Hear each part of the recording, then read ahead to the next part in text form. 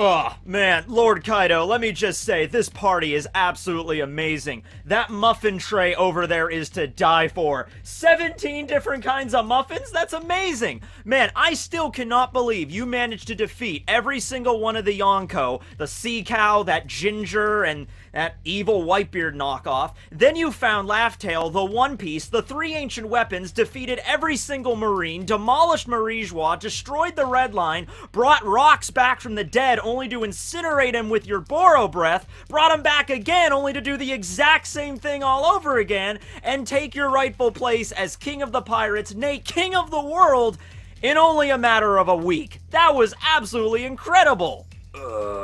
Yeah, I guess it's cool. Aw, Lord Kaido, are you doing okay? You seem kinda down in the dumps. Yeah, I'm fine. It's just all the stuff I've accomplished, and there's still one thing that's out of my reach. Well, let me know what it is, Lord Kaido. We can make it work. We literally rule the entire world right now. Well, let me tell you a story. You see, when I was just a little tyke, it was Christmas Day. Really early in the morning, you know. And I wandered downstairs, and what do you think I saw? I don't know, sir. What did you see?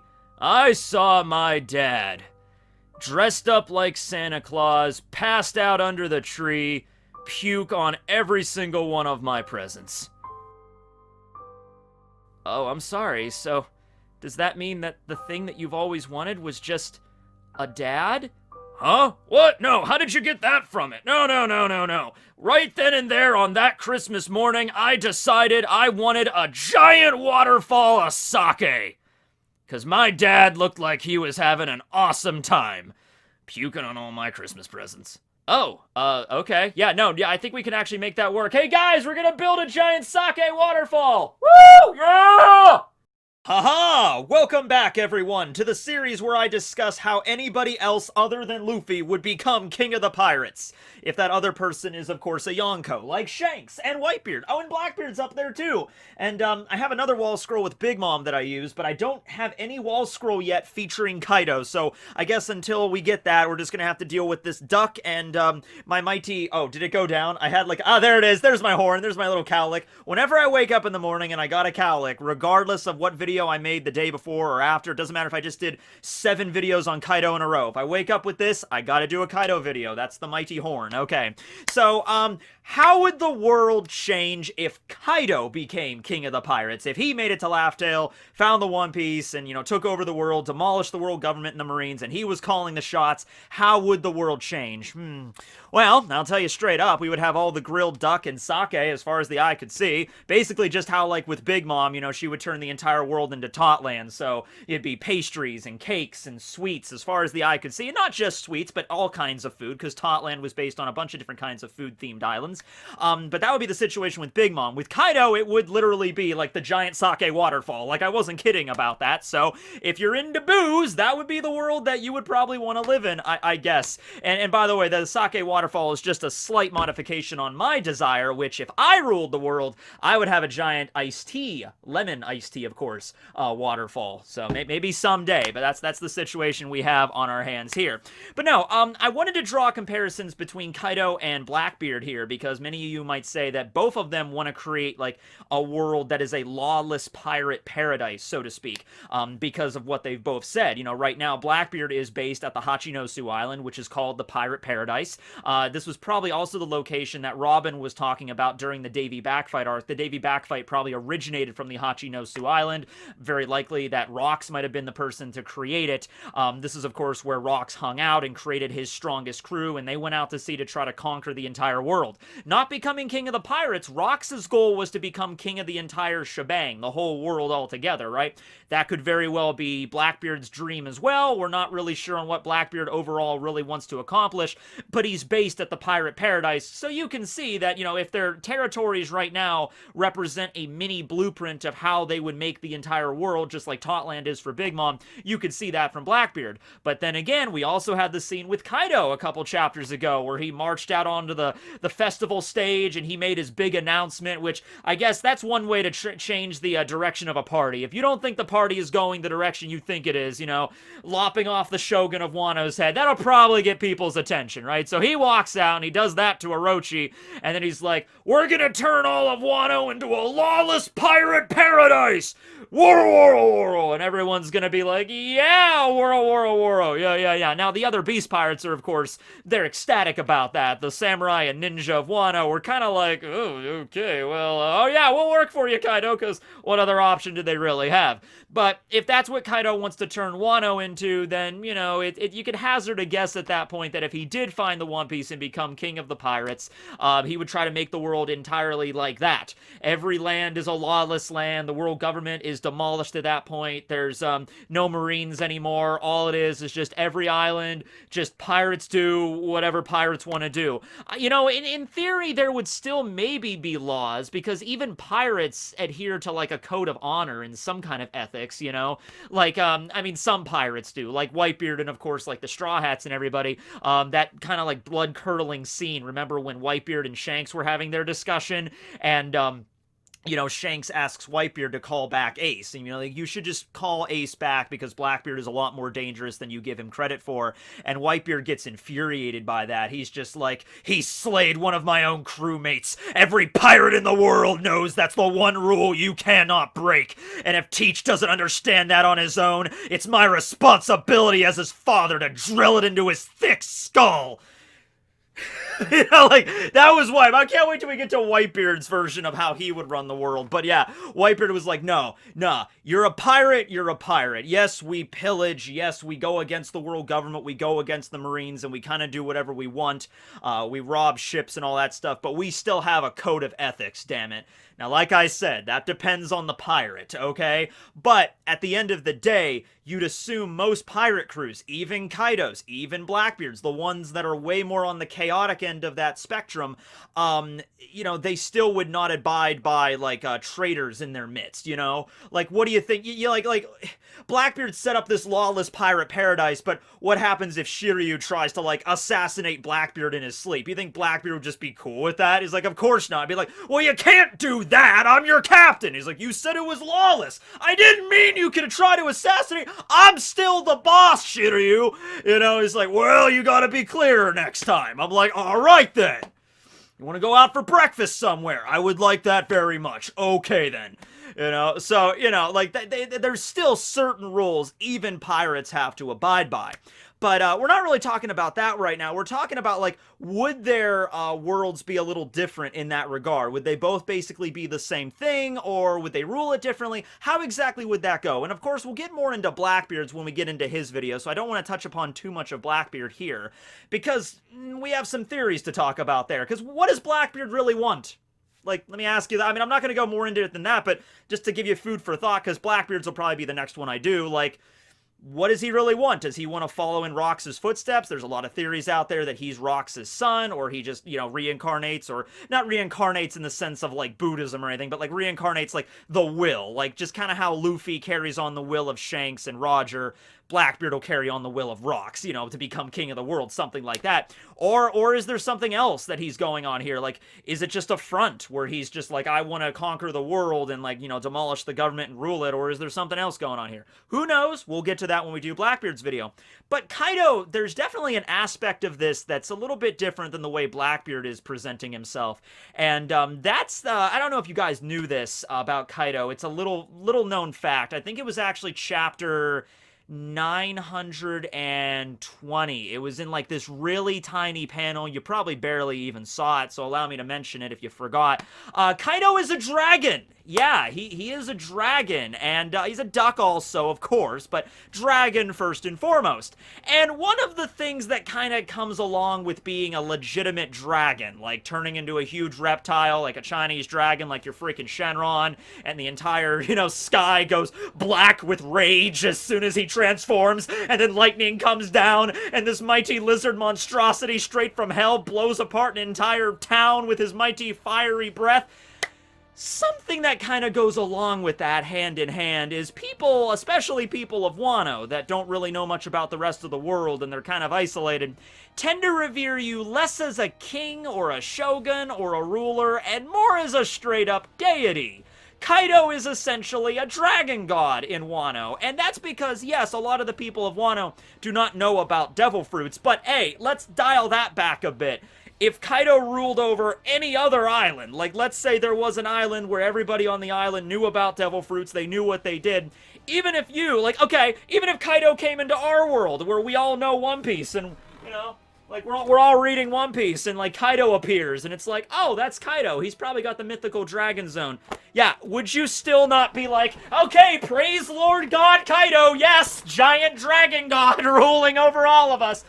So that adds a little bit of a theological kind of aspect to all this, right? Where the people of Wano, you know, they don't revere him as like, oh, he's just a king, you know, he'll probably die someday and we'll get a new king or a new ruler. No, it's just like giant dragon god that we have to appease. We have to offer sacrifices. We have to make sure that he's kept happy because if we don't, he'll burn our towns down. There are probably like Oda doesn't really go too far into the religious aspect of One Piece. I mean, other than that arc where Luffy literally beat up God, but beyond that, you know, Oda doesn't go too much into detail with it, but I could imagine that there's plenty of, like, shrines built in Kaido's, visage in Wano. You could see that, too. You totally could. You could see a poor village on the fringes of, like, the flower capital, like Ebisu Town, or maybe, like, in the Kibi region or something. There's this poor village, and in the center of the village, there's, like, this crude wood carving of Kaido as a dragon, and people present, like, giant, you know, like, bottles or urns of sake to it on, like, you know, the 13th of the month or whatever, some shit like that, you know, just like, you could see, because Kaido has been on the island for like 25 something years, right? And that's kind of when everything went south. Remember, everyone spoke about it, like when Oden went to go confront Orochi, when Oden got back to Wano and he saw Toki had the injury to her leg and she got shot by the arrow, Oden was pissed and he went storming into the flower capital and everyone's like, yeah, Oden, he's gonna defeat Orochi and he's gonna bring Wano under the rule of the Kozukis again. Yes, they're back. And then, as all the onlookers were watching the castle, Oden went in. Of course, Oden met Orochi. He couldn't kill him because of Semimaru with the barrier fruit. You know, he couldn't kill him. And so from the outside perspective, all they saw was just the clouds over the flower capital swirling and becoming dark, black as night. And then you saw the dragon emerge from the clouds, like looming over the flower capital. And that was like an omen of like, this is like, Odin's not going to make it out of this. And then the next thing they know, Odin's dancing naked in the street, which is, okay, that's a little strange, but that's like an omen of like, you know, this is your god, and Odin angered your god, so therefore, this bad stuff's going to happen now. So I could see people praying to Kaido, like, for their crops, or, you know, make it so that, like, oh, like, so, like, we have good health or whatever. Like, I could see that, and that's been going on for decades and decades in Wano. I feel like it is, just because Oda did not focus on it doesn't mean it's not happening, right? So with that little aspect involving here, you know, Kaido would probably be seen like that to the rest of the world, even if there's opposition, which there would be, and even if there's people like that would be like, well, he's clearly not an actual god, he's not a dragon deity, no, he probably just has the power of a really rare zone fruit.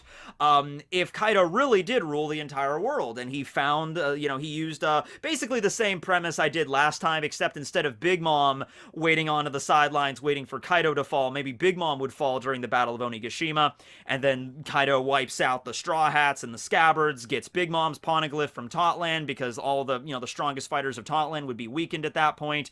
Maybe Katakuri joins up with Kaido. I don't know how that would go, but that's how he would get Big Mom's poneglyph, or Kaido could just double cross her, because I feel like in a straight up balls out fight between the two, I have a feeling Kaido would win. You know, Big Mom and Kaido, if they went up against each other, I feel like Kaido would edge out Big Mom in that one particular instance, and so he could just do that and defeat Big Mom. And plus, Big Mom has like a few other like weaknesses that you can exploit, like, you know, apparently if she just gets knocked on the head really hard, she like loses all of her memories, so that's also kind of a thing. But anyway, yeah, so Kaido gets his hand on Big Mom's poneglyph, and then, you know, the same deal with like all the minks would be wiped out, so Kaido can just, hey Jack, go get the poneglyph on Zoe and don't screw up this. You know what, screw it, I'll just do it myself. He just turns into a dragon, goes, hi Zunisha, burns down the whale forest, grabs the poneglyph in his tail, and just flies off. And then he gets that one, and then he, finds the fourth one somewhere in the world. Once again, we don't know where it is, but, he'd be able to find it somehow. And then finds Laugh Tale, finds the One Piece. Same deal, like maybe, the ancient weapons are there, or they connect back to the ancient weapons. It really does seem like Kaido, being a dragon, has the ability to pretty much go anywhere in the world he wants. I guess other than, the Fishman Island, that would be a little difficult because he's still a Devil Fruit user, but, you'd feel like, yeah, if Kaido just wanted to turn into a dragon and fly over to Zunisha and then just, kill the elephant and grab the poneglyph, he could do that. The only thing is that Oda did specify in one of the SBSs is that when Kaido, when we see him in the air, he's not actually flying using, his own dragon body. He's doing the same basic thing that Momo is doing, where Momo can create those little poofy clouds and then can kind of walk on the clouds. And I think that's the same explanation that Oda gave for Dragon Kaido and how he can move. But there are sometimes we see Kaido, even in the manga, there's times we see Kaido just, floating in the air without actually standing on the clouds. Oda doesn't make it super apparent. But at any rate, if that's the canon reason, we'll go with that. And it doesn't matter because he can make clouds as well, so he can essentially fly. He's sort of not, but he can basically fly anyway. From what we've seen so far in the manga with him, right? So he could go to Zou if he wanted to. He could go to even Marijua. Seriously, what is stopping him from not going, through the Red Port or where Marineford is, but, let's say, here's the red line. Marineford and G1, they're right in the center, and then Marijua is, right behind them. But what's from stopping Kaido just turning into a dragon and just, looping around Marineford and then going all the way up the red line and then just reaching Marineford that way and just, boom, Boro-breathing everything. You could say, he's a bit of a drunk, so he's just kind of I'll get to it tomorrow. Or he's not an idiot, because it's that could result in a massive war that Kaido is not sure that they would win. But at a point in the story where he eliminates Big Mom, amasses a larger army with the Samurai of Wano, the Ninja of Wano, maybe some members of Big Mom's crew that are going to work for him, maybe the Samurai he beats into submission from the Kozuki side, gathers up a lot more people, and then he goes to attack Marijua or Marineford, just shows up and just burns the whole thing down. That would make a lot more sense at that point because he's got a lot more of a fighting force. And especially if he actually found the One Piece at this point, already became King of the Pirates, find the One Piece first, become the king first, and then turn back around and then just start, burning down Marijua and G1 and Marineford and all the marine bases. And at that point, also, that would also set it in the public eye of no, yeah, he is a straight up enraged god of war or something. Like that video game, God of War. Featuring the guy, Kratos. Yes, that dude, Kratos. We all love Kratos, right? I love playing that character. I've never played God of War, but okay, no, if you witness that, if you witness it turns out Kaido was the one that made it to Laugh Tale and discovered the mystical One Piece. I wonder what it was. And the next thing you know, he's just burning down the holy land of Marijua. You'd be like, oh.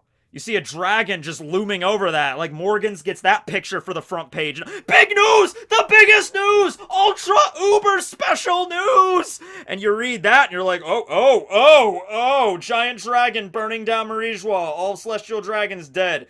I said the joke last time that Big Mom would rip the souls out of the Tenryubito and put them into little worms or something, or puppets, and use them as her own entertainment. Yeah, no, Kaido would just straight up burn everything down. Would he not? At that point, if he was already the king, he found the One Piece, he had everything he was looking for, he would just burn these places down, right? He wouldn't wait around and see. No, it would just all be ash. And then he would begin to set up the world as his lawless pirate paradise, but he would be the god. He would be going Kira with it. He'd be going like Yagami, I'll be the god of the new world. Whoa, whoa, whoa. That'll be it. And even if he doesn't want that, even if he's not on board with don't call me that, I don't want to be called a dragon god, I'm just your ordinary dragon guy. I'm just an ordinary dragon Joe. But even if he didn't want to be called that, people would still call him that. That would be the setup. That would be, I think, the way that people would react to him. And over the decades, if he kept his reign up, Kaido is not quite as old as Big Mom. He's probably in his 50s, so he would live for a little bit longer. And, we don't even know about the biology of Kaido. And the thing is, at the end of the day, do we even really know, aside from, finding the One Piece, do we even know about Kaido's overall goal here? Is it as simple as just finding the One Piece and making the world a lawless zone. Like, is that literally all he wants, or is there something else there?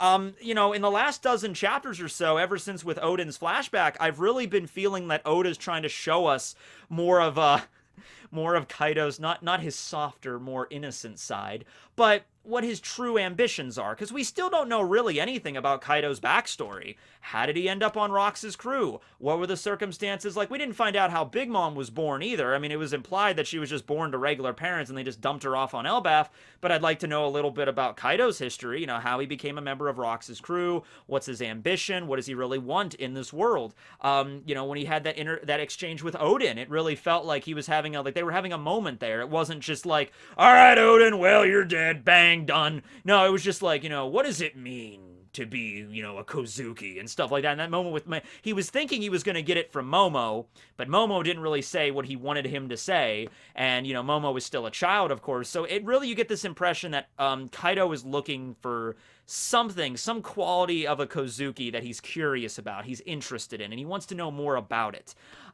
It might tie back to the Void Century. Maybe, let's say, Rox knew some stuff about the Void Century. Maybe Rox taught Kaido something, and now years and years later, after Rox's death, Kaido's always been curious about a certain aspect of the Void Century. He's like, well, the Kozukis would know about that, but Momo doesn't because he's so young, and Oden's dead, so there might be other aspects of this. Kaido might be more interested in the story of Joy Boy and the Void Century and all that stuff than we give him credit for. He's not just like a big tough brute that just wants to like destroy everything. You know, there might in fact be a softer side to Kaido somewhere in there. I don't know. But yeah, there's certainly something more to this, and I think we're just going to leave it at that, but just, yeah, let me know on exactly how you would think a Kaido-run world would really go down. Once again, it would not be as good, like if I had a choice between Kaido, Blackbeard, or Big Mom, I'm going with Big Mom. It would also be really messed up, but, you know, Kaido's and Blackbeard's would be particularly brutal. It would be you know, the strongest survive, so to speak. You know, quite simply, if, you know, you're not strong enough to defend yourself against pirates, if you're, like, everyone's going to be basically a pirate in this world, or you're just going to be, like, just, you know, wiped out if you're not. And it's just, like, take what you want from whatever you want, as long as it's not from Kaido himself. Kaido would honestly probably welcome the challenge. Like, if he really, let's say he ruled this world for, like, 10, 20 years, and then some other pirates showed up, is like, we're gonna take everything you have, Kaido. Kaido would probably be like, whoa, good, I want a good challenge. Let's see, I haven't gotten a good one in years, let's see. And then they would fight, and then Kaido would probably win, and then, you know, that's basically the New World Order. Yeah, that's how it goes. But let me know how you feel about that below. We'll get to Blackbeard's next up, but I really need to finish the list. We only have like 4 episodes of the list left, so I was kind of taking a break from that, but we gotta finish up the list before we maybe get more into this. I'm starting too many series is right now. But yeah, thanks for watching, everybody. Make sure to go check out the Reverie. We got the video on demand for the Reverie from last night. It was an amazing Reverie, a lot of fun. It was always great to talk to everybody else on like the One Piece community. But then Matt Owen showed up, right? The writer for the live-action One Piece for that's going to be coming out. And we don't know when it's going to be coming out, but it's going to be coming out. So he showed up, and we got to talk to him. And like, I'm sure like you guys were in the chat if you were in the Reverie, and you're like, man, that is so surreal. We're getting to talk to this guy right now. This guy, you know, actually got to sit down, and he was such a sweet guy. But he's talking about, he's like, oh yeah, I met Oda, and I got to have a dinner with him. So it's like, you know, you think it's surreal. We thought it was even more surreal. I can't even imagine how it was for him, like sitting down at a dinner with Oda. Like, I think I said in the Reverie, like, man, I mean, I would love to meet Oda, and I would love to just thank him for, like, this thing that he created, which has, I mean, along with all this other types of fiction that I've read, like, One Piece has definitely, like, changed my life, in some ways that I'm aware of, and in some ways I'm probably not aware of. Like the obvious for like talking about One Piece on YouTube and everything, but just like the nature of One Piece, and it's overall, I'm gonna try not to get too sappy here, but like the overall message that it has that connect back to like real world scenarios and everything like that, it really has definitely helped me in a big way. And, you know, if I ever met Oda, though, it would probably just, I would try to thank him, but it would probably just come out in gibberish. Like, thank you, Oda, I'm just such a guy, I like One Piece. I like Robin, she's cool. You know, but, yeah, such a nice guy, and I have really high hopes for the live-action One Piece right now. But yeah, great Reverie, so make sure to go check it out. Thanks for watching, everybody. This will be Tekking, setting out. Later, guys.